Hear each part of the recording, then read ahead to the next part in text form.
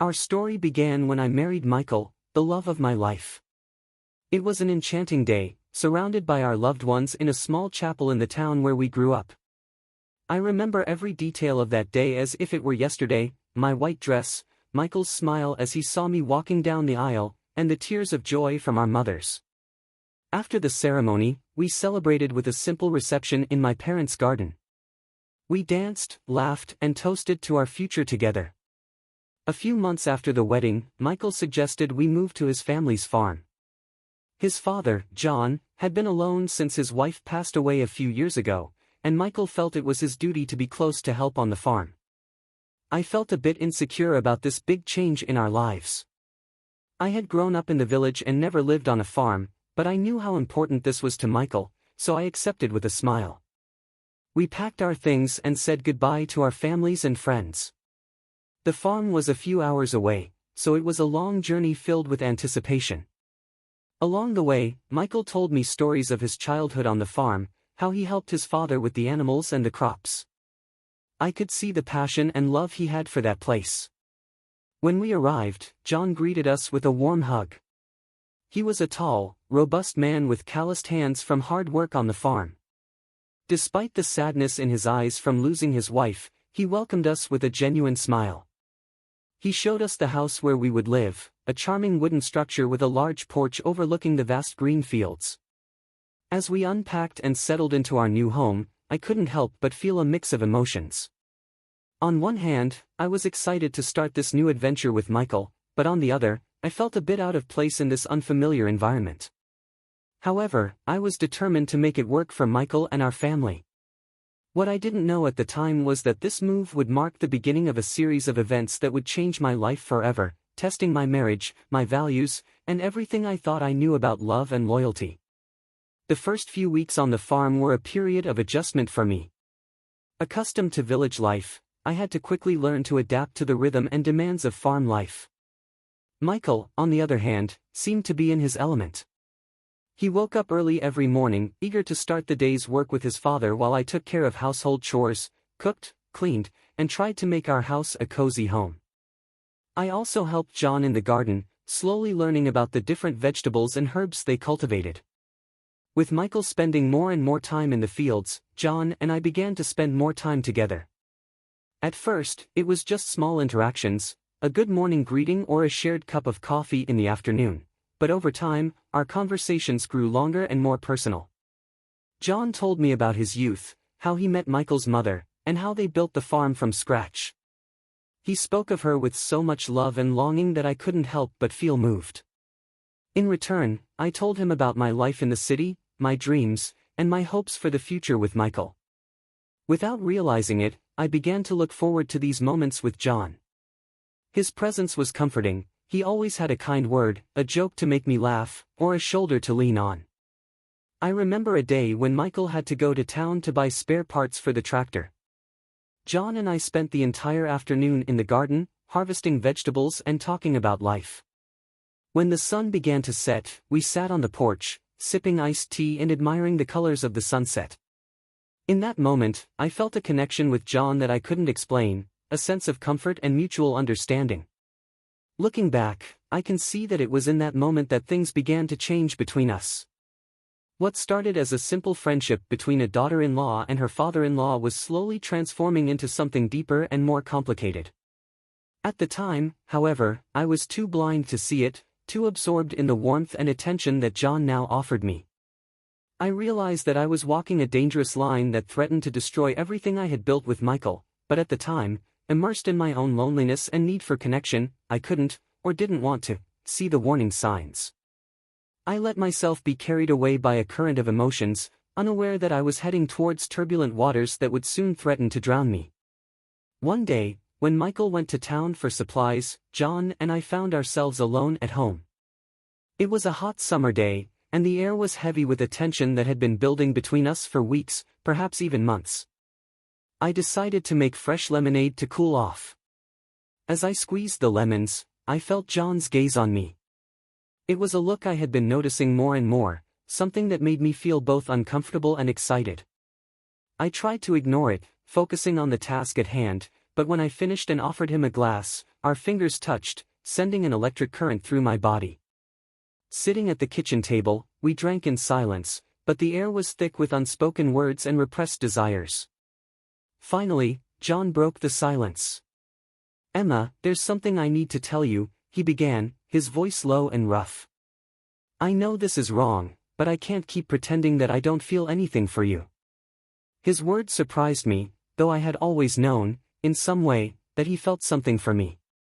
Hearing it aloud made everything real in a way I couldn't ignore. "John, I don't know what to say," I stammered, my heart aching. "This isn't right. I'm married to your son." "I know," he said, moving closer to me, "but I can't help what I feel. When I'm with you, I feel alive in a way I haven't in years. You understand me, Emma, in a way no one else does." His words touched a part of my heart I had been trying to ignore, because the truth was that I also had feelings for John. He made me feel valued in a way Michael hadn't in a long time. Before I could stop myself, before I could think about the consequences, I found myself leaning in towards him. In that moment, everything else disappeared. I forgot that I was married, forgot that he was my husband's father.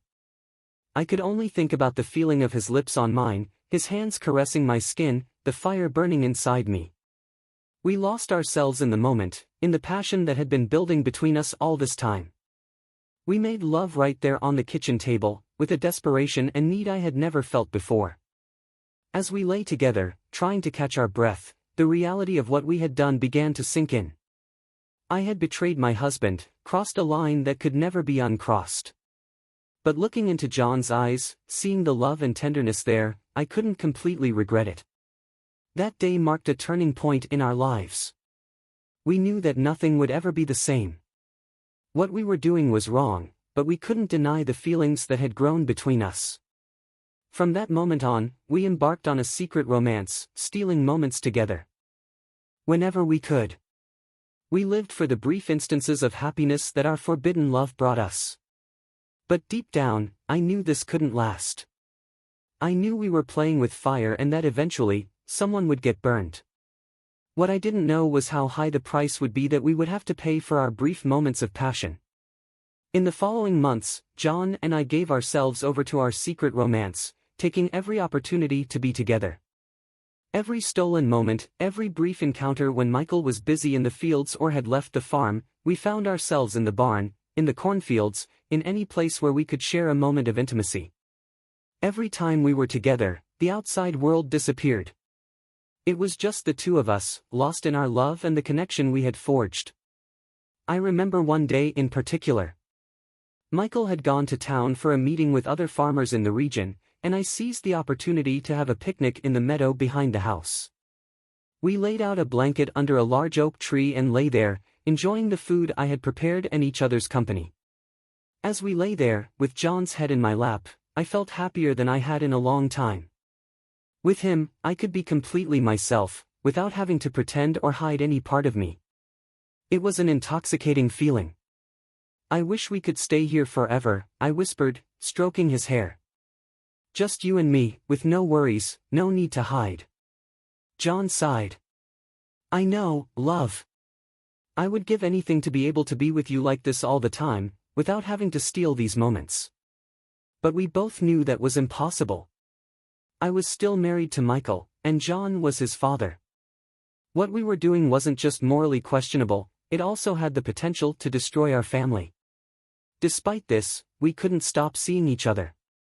It was like a magnetic force drawing us together, something more powerful than reason or judgment. Every time we tried to end it, we ended up coming back to each other, unable to resist the attraction. But even amid our happiness, the guilt was always there. Every time I looked at Michael, every time he kissed me or touched me, I felt a pang of remorse. I was betraying my husband, the man I had promised to spend the rest of my life with. I tried to rationalize what I was doing by telling myself that Michael was distant and didn't give me the attention he used to. I convinced myself that what John and I had was special, a love that only comes once in a lifetime. But deep down, I knew these were just excuses. The truth was, I had allowed my selfish desires to take precedence over my commitment to my marriage. I was weak, succumbing to temptation without thinking about the consequences. Those consequences, as I would soon discover, would be more severe than I could ever imagine. Despite our caution and all our efforts to keep our romance a secret, the truth has a way of coming to light. When it did, it threatened to destroy not only my marriage but the entire life I had built. The day our secret was discovered started like any other. Michael left early to supervise the repair of a fence on the far north side of the property. John and I took the opportunity to meet in the barn. We were so absorbed in each other, so lost in our own world, that we didn't hear the footsteps approaching until it was too late. In the late afternoon, the barn door opened, and there stood Peter, one of the farmhands. The expression on his face went from surprise to shock and then to disgust in a matter of seconds. "Mrs. Emma, Mr. John, what is going on here?" I pulled away from John as if his touch had burned me, my heart pounding in my chest. "Peter, this isn't what it looks like," I said, but even as I spoke, I knew how weak and implausible my words sounded. Peter had seen us in a passionate embrace, our bodies entwined in a way that left no doubt about the nature of our relationship. "I can't believe this," Peter said, shaking his head. "Michael trusts you both, and this is how you repay him." "Peter, please, I know this looks bad, but if you could just give us a chance to explain," I tried to argue, but Peter wasn't willing to listen. "There's nothing to explain. What you're doing is wrong, and Michael deserves to know." He turned and left the barn, leaving John and me staring at each other in horror, knowing our world was about to collapse. The following days were a whirlwind of emotions. Peter, true to his word, confronted John and said he needed to tell Michael what he had seen. I watched as John was consumed by guilt and remorse. He agreed. I remember clearly the night everything came to light. Michael had just returned from the fields, and we were sitting down to dinner when John asked to speak with him privately. As they walked away, I twisted my hands in anxiety, my stomach in knots. It wasn't long before I heard Michael's usually calm and gentle voice rising in anger and pain. "My own wife, with my own father," he shouted. Soon after, I heard the sound of something crashing. I rushed outside to see Michael standing over a broken vase, his face a mask of anguish. "Michael, please, let me explain," I begged, but he wouldn't hear my apologies. "How could you do this to me, to our marriage?" he whispered, his voice breaking. I had no answers, at least none that could ease his pain or justify what I had done. All I could do was cry and beg for his forgiveness, knowing I had committed something unforgivable. That night, as Michael packed his things to leave the farm, I knew our marriage was over. The trust we had built, the love we had shared, was all destroyed by my betrayal. Although part of me still longed for John, I knew our romance could never survive the scrutiny and judgment it would surely face. As I watched Michael drive away in his truck, his silhouette disappearing into the night, I felt as if a part of me had died. I had lost my husband, my life, and all for a moment of passion, a moment of weakness that would now haunt me forever. In the days following Michael's departure, the farm descended into chaos and confusion. The workers who had been loyal to our family for years now looked at me with a mixture of pity and distrust. I could hear their whispers when they thought I wasn't listening, their speculations about the nature of my relationship with John. John, on the other hand, was consumed by guilt, sitting on the porch, staring at the horizon with vacant eyes. When we spoke, it was with a tense formality, both of us aware of the chasm that now lay between us. "We have to end this," he told me one day, his voice tired and defeated. "What we've done is wrong, Emma. This can't continue, not at the cost of Michael's happiness." John's voice was heavy with sadness. I knew he was right, but that didn't lessen the pain. Despite the circumstances, the guilt and the shame, my feelings for John hadn't changed. I still loved him, still yearned for his touch, his presence. But I also loved Michael. He had been my partner, my best friend for so many years. The idea of losing him forever, of facing life without him by my side, was almost unbearable. In the weeks that followed, I desperately tried to contact Michael. I left countless messages, begging him to come home, promising we could work things out. But my pleas fell on deaf ears. Michael was gone, and with each passing day, I realized he might never come back. Meanwhile, the guilt consumed me, and I began to neglect my duties on the farm, spending hours in bed, crying until I had no more tears. John tried to comfort me, but his presence only served as a painful reminder of what we had done and the pain we had caused. During this time, the rumors started. At first, they were just whispers, sidelong glances, and murmurs behind raised hands. But soon, they became something more insidious. "I heard she planned all this from the beginning," said one woman at the town market. "She married Michael just to get close to his father," replied another. "I always knew there was something strange about her," commented a third. "Poor Michael deserves so much better than this." I couldn't listen to any more and ran out of the market with tears burning in my eyes and my heart pounding in my chest. Was this what everyone thought of me? That I was an opportunist, a homewrecker? As the days turned into weeks, I realized I couldn't escape the whispers and accusatory glances. My transgression, my betrayal, had become the talk of the town. I was no longer Emma, Michael's wife, John's daughter-in-law. I was now Emma, the adulteress, the woman who broke her sacred marriage vows. And though part of me wanted to scream and defend my love for John, I knew it was futile. Because in the end, regardless of my feelings, what I had done was wrong. I betrayed my husband, destroyed my marriage, and now had to face the consequences of my actions, no matter how painful the truth was. The news of the divorce came in a plain white envelope delivered by a courier on a gray, rainy morning. Although I had been expecting it and knew in my heart it was inevitable, seeing the words written in black and white was the final blow. The cold legal language made everything feel even more real and final. Michael was filing for divorce, citing irreconcilable differences. But I knew the truth: it was my infidelity, my betrayal, that had brought us to this point. I signed the papers with trembling hands, tears streaming down my face and smudging the ink. It was official now, my marriage was over, destroyed by my own selfish actions. In the days that followed, I learned that Michael was selling the farm. He didn't want anything more to do with the place or the memories it held. The news hit me hard. That farm was Michael's dream, the legacy he hoped to build and pass on to our children. And now, because of me, he was giving it all up. As the weeks went by, I realized I couldn't stay on the farm. Every corner, every beam, and board were impregnated with memories of my life with Michael, of our happiness before I ruined everything. And there were also the memories of John, of our clandestine encounters and the forbidden passion that consumed us. It was too much to bear. I began packing my things slowly at first, then with growing urgency. I didn't know where I would go or what I would do, but I knew I had to leave. I had to escape the constant reminders of my mistakes and my failures. On the night before I left, John came to see me.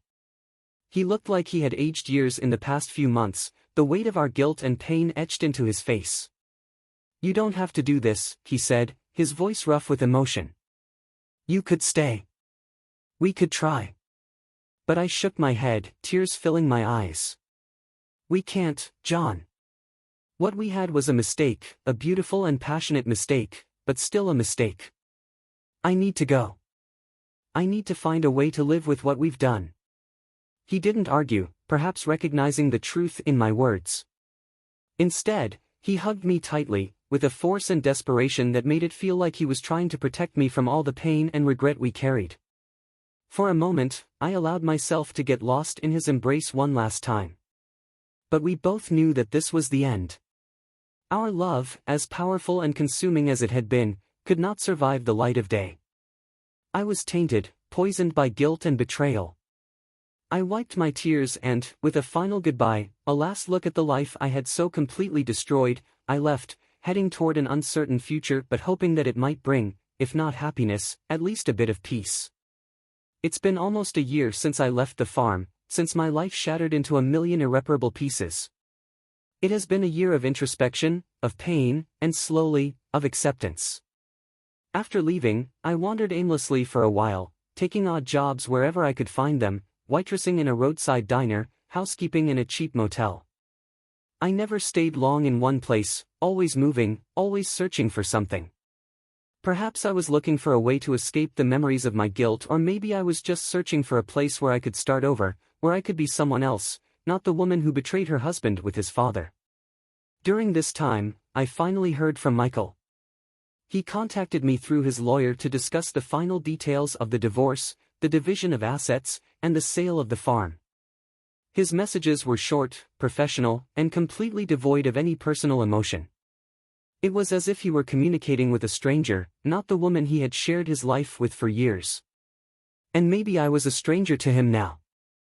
The woman he loved, the woman he married, ceased to exist the moment I gave in to my passion for his father. I was simply someone he once knew, someone who caused him irreparable harm. With John, things were equally tense. Sometimes we spoke on the phone, in short, painful conversations filled with awkward silences. We loved each other, yes, but we had also destroyed so many lives in the process, including our own. How do you move on after something like that?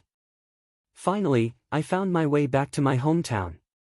I moved into a small apartment and got a job at a local bookstore. Slowly, day by day, I began to rebuild my life. It wasn't easy. There were days when the weight of my guilt was almost unbearable, days when I wanted to just give up, let myself be consumed by my pain and regrets. But somehow, I kept going, because I knew I had to. I knew I owed it to Michael, to John, and to myself. Now, looking back on the past year, I realize that although I lost a lot, I also gained something invaluable, a deeper understanding of myself and what it truly means to love and forgive.